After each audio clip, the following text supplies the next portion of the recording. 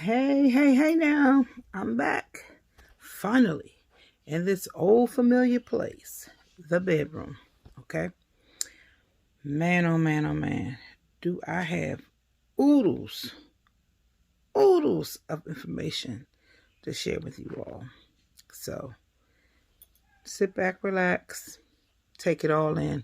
It's all good. Trust and believe. Okay?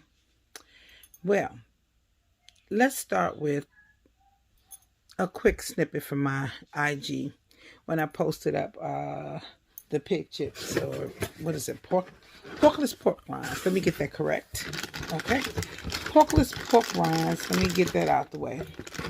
Um, my daughter, who is 8 months pregnant, I let her check them out. I can only take so much in, so she did the pre-sampling basically, and I followed up with tasting one of each. It's about Outstanding. That is the company. You know the bag is open, so it's by Outstanding. You can see them on Instagram. Don't mind my nails. They need a refill. I know. They toe up. Okay. She said the original tastes good. I did taste it. It was always pretty good.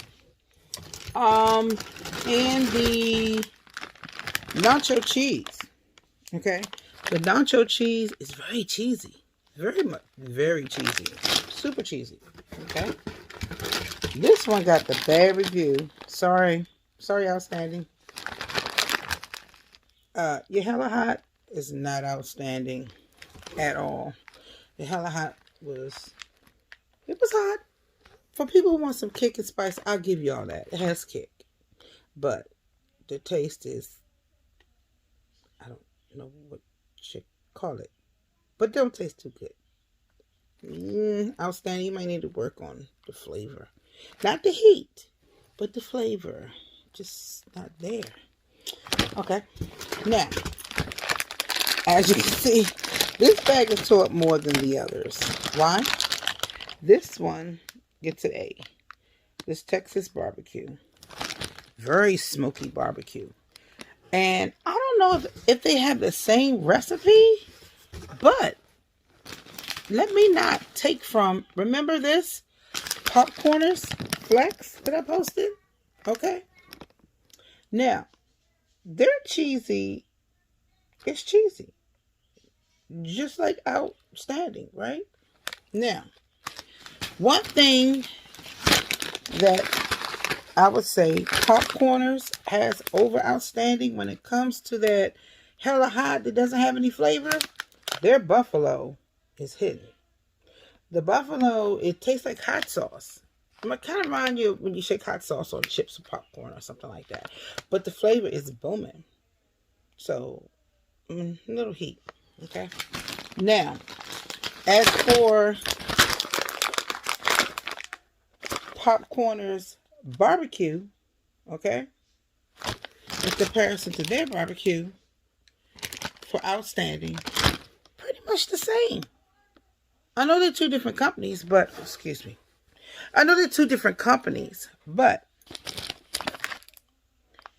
their barbecue tastes the same. And another thing, the chips taste kind of the same. I can see why they call them pork rinds, because in essence, it's almost as if they're the same product, but the pork rinds are just thicker. You get me? They're thick. Whereas, which I'm about to pull out, when you go to, because it's a chip, it's thin. Okay? But they almost taste the same. And mind you, they're not pork. If you look at my picture, they are plant-based. Hallelujah. They're plant-based. Okay?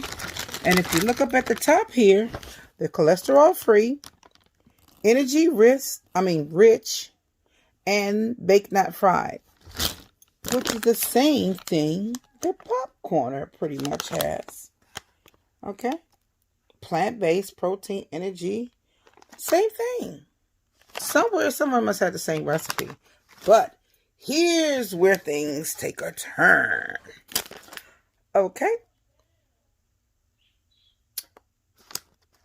Popcorners has 4 grams, 2 grams of sugar. Total sugars is 2. Protein is 10. Now, you know, us WLS folks, got to stay on that 5 grams of sugar situation. And not that it's over. It's only 2, which is good. But here's the kicker. Where you have the 10 grams of protein, right? Outstanding gets them. They got 25. Let me get a better bag. They had 25 grams of protein. Okay? So, Outstanding did it on the protein. They got that 25. I'm trying to put it together. Sorry. But they got 25 grams of protein. So, if you... Any difference between the two? Pigless pork rinds are thicker. If you want something hearty that gets you in your pork rind fan, this is where you go. Wouldn't suggest a hella hot. It just doesn't have any flavor. But if you want something spicy, got a little bit more flavor, but it's going to be less protein, I would say the Popcorners. They're Buffalo. But all the Popcorners flavors are dead on. All Pigless pork rinds are dead on, except the hella hot. It brings the heat, but it doesn't really have a good taste. But love the 25 grams of protein. Okay, off that.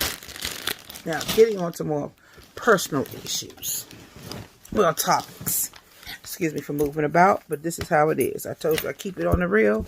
I don't have no fancy stuff, no fancy intros. Maybe somewhere down the line, but as for now, I am not worried about it because I'm bringing you all the truth and everything that I'm going through and my side of what's going on in my WLS world. Gastric bypass, ruin why.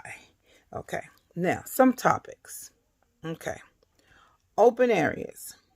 What I've been going through. I had an open area on my stomach that was taking a little bit longer to heal. Although my diabetes is gone. Praise God. There were some areas I was concerned. It was kind of sore, and I just wanted to make sure they didn't get infected. And they were okay. I went back in. They put a suture over it. So there. And it's healing okay. I don't like the darkness around it, but I'm sure it'll go.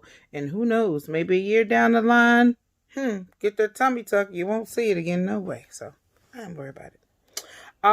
Let's see. Okay.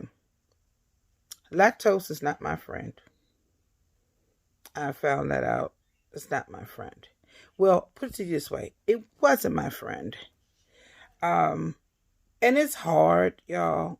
I tried protein powders. Nasty. The vegan, plant-based ones, nasty. I tried one to turn green. I tasted it. It tastes just like grass water. Didn't like it. Don't like none of them. The ones that's tasteless or flavorless, shall I say? Now, I know they have ones with flavor. They have tons of them with flavor. I did not go for that because I was looking for something I could mix in my soups and things that didn't take flavoring.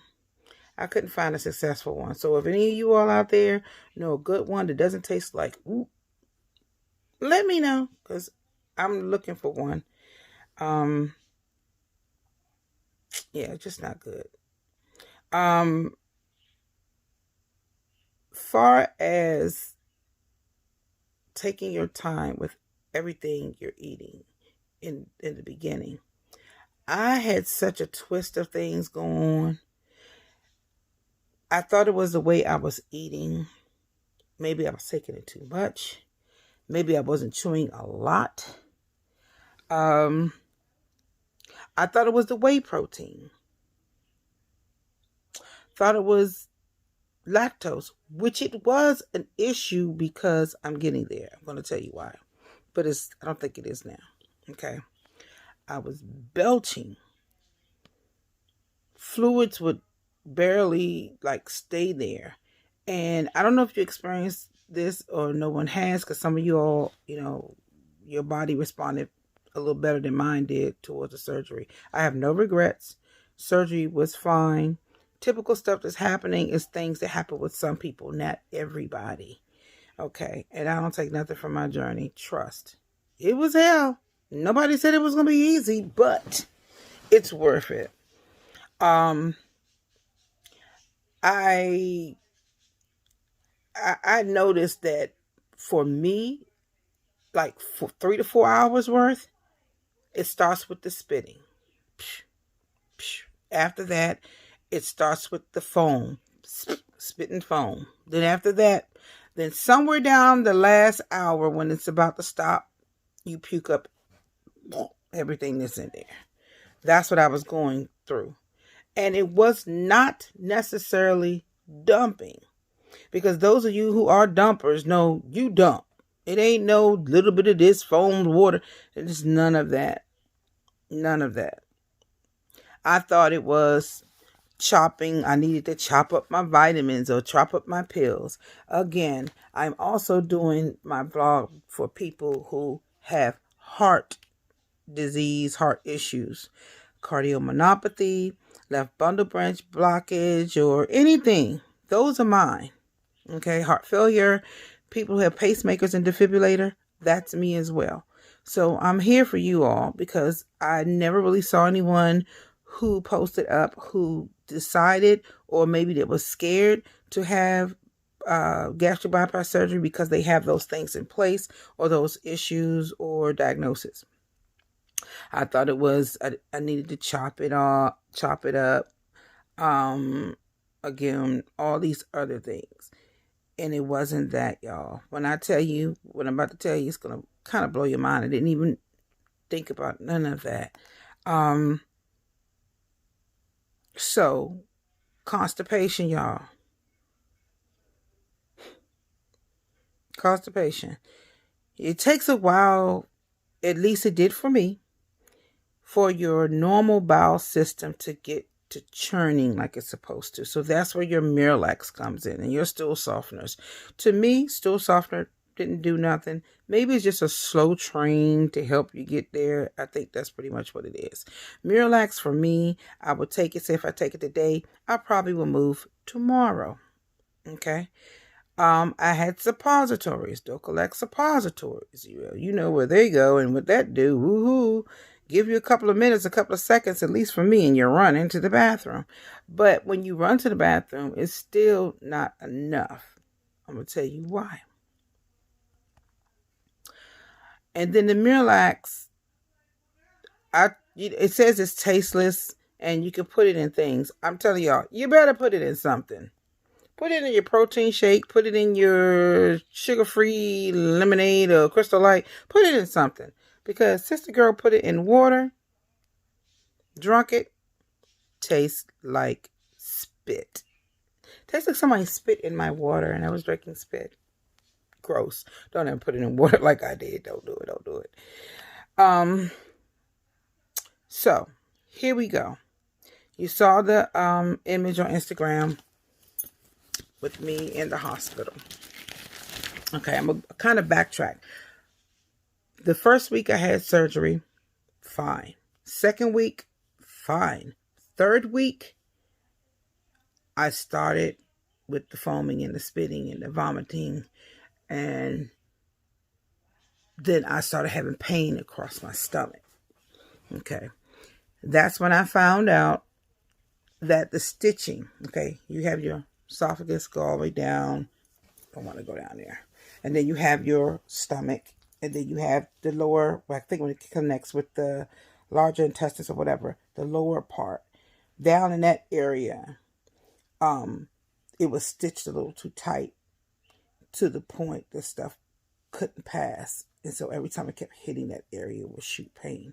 So they had to go back in, clip the stitch to loosen it and uncoil it because it was my intestines or whatever, bowel, whatever, starting to curl.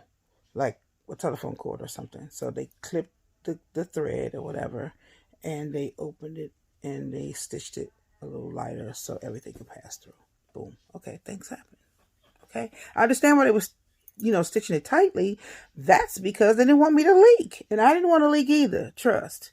So went in, did that. They went in, boop boop, 3 places, did it. Okay, and that's where one of the areas, the open areas that didn't close all the way, which is now okay. All right. So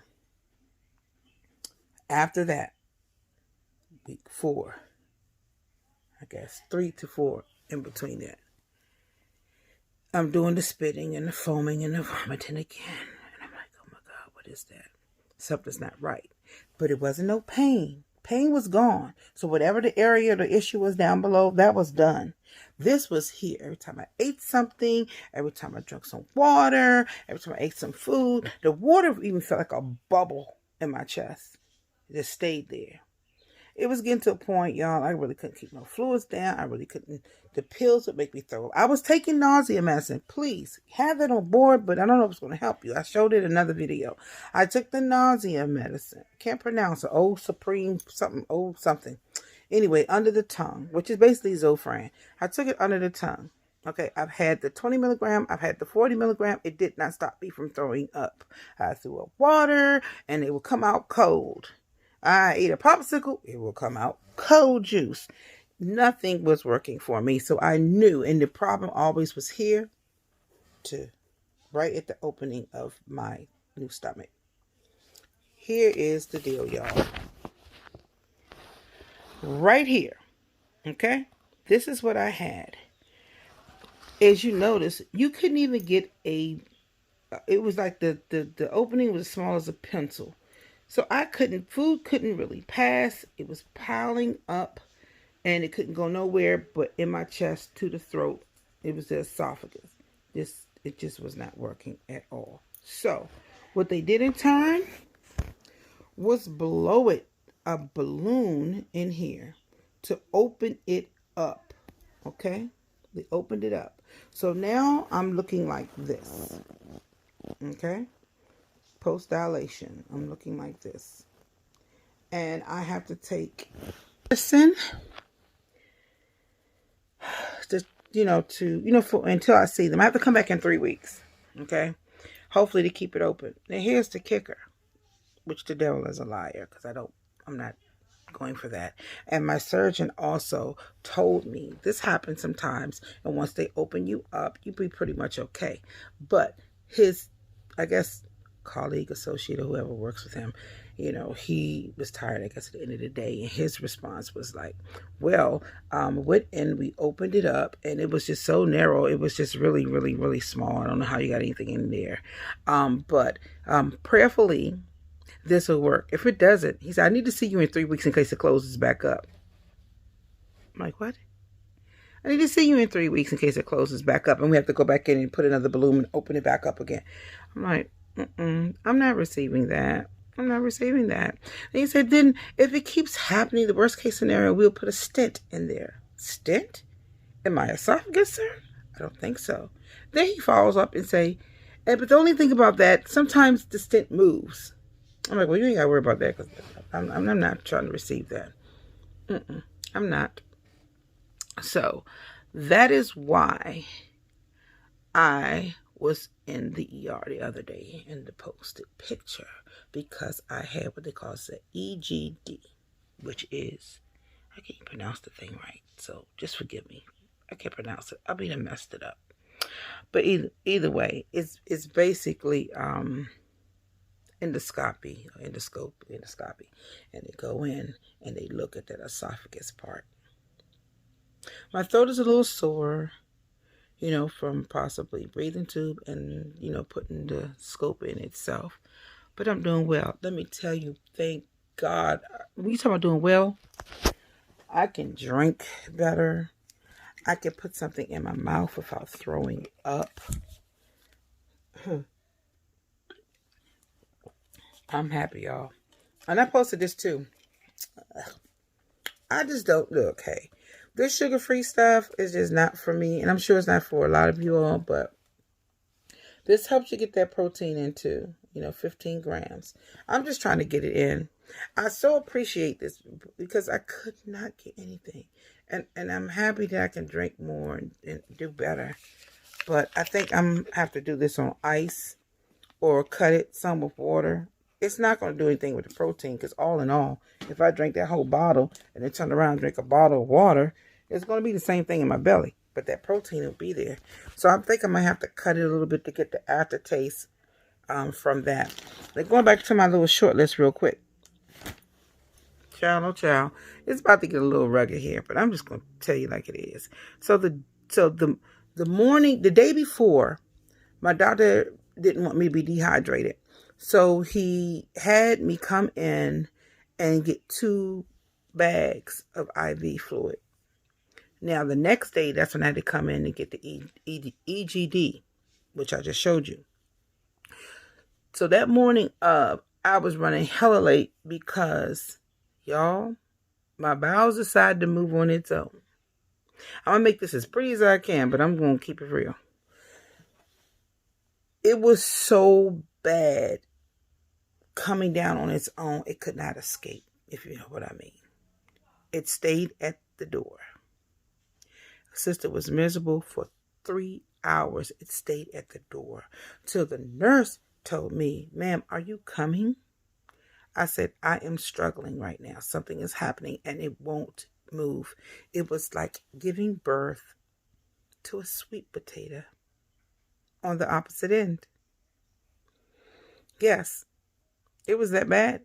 She tells me, "Well, ma'am, you might have to get a glove and unpack yourself." I ain't saying nothing.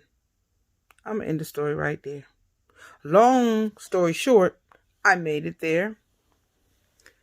Feeling like there was an egg between the private parts in the back because it was so uncomfortable, so swollen. It caused a little bleeding, but nothing too bad. But it was done. And then the morning of when I went to get the actual EGD, it felt like the rest was trying to come down. And it did. It hurt a little bit, but then it eventually come down. So I say this and share this to say, if you find that you're not going regularly right after surgery, jump on the Miralax. Now, they're going to give you stool softener. I'm not a doctor. I'm not discouraging you from taking it, but it just tries to keep stuff lubricated, but in a slow motion. You have to take it regularly, twice a day. Okay, but the Miralax will get the trick popping. And the Dulcolax will hit you in about 15, 30 minutes, maybe. You will be going. But again, that's from the bottom. The Dulcolax, that bottom. You got to get something that hits that top, which would be the Miralax. So I had to do both at some point. I would take the Miralax to push the top stuff. And then once that come out, if it wasn't enough, then I'll use the Dulcolax to make sure I clean the bottom. But stay on it. If you find out again that your system is not going like it used to, get on that Miralax, keep taking them stool softeners, and have your Dulcolax on hand. I'm trying to tell you because you do not want to go through what I went through. I'm telling y'all the real because I don't want y'all to experience that. And sisters,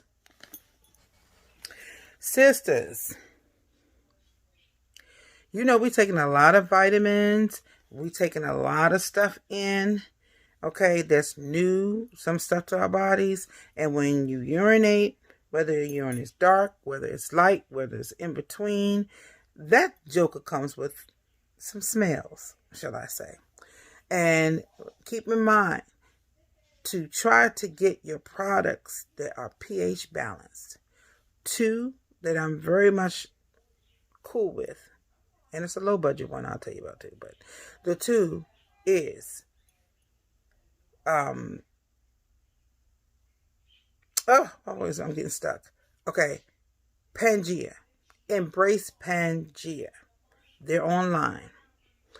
And hey, I'll try to put a link in there later on. I'll put the link. Embrace Pangea, and that is really good. Really good. Okay, got to keep your yoni straight with all these vitamins and stuff coming off through your body. It changes your pH. It can do a whole lot of stuff, and we want to keep yoni right? Okay, and then the other one is Honey Pot. Honey Pot was my first love. Hey, B. Honey Pot is my first love of product. I mean, it's really good. So head on over to Honey Pot. Like I said, I'll try to put the links in the description. The other one is, and it's almost similar. And, you know, sometimes you just don't have the cash flow. There is one at Dollar Tree. It's a pump. Keeps your pH balanced. It's the same thing. I think it comes in like a citrus orange and a coconut vanilla or something like that. Those are still good. Don't sleep on Dollar Tree. Those almost the same consistency as Honey Pot foam that I've seen. Embrace Pangea is, like I said, is very good too. But whatever floats your boat, long as you get something that's pH balanced, it's going to keep you there, ladies. From the vitamins, you're good.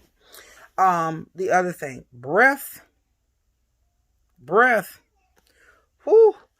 When your stomach is a little bit more empty than usual, when you're taking in all these proteins and these artificial sweeteners or whatever it is in there, your breath be humming. I keep mints. I keep sugar-free mints in my purse. Okay, I don't play when it comes to toothpaste.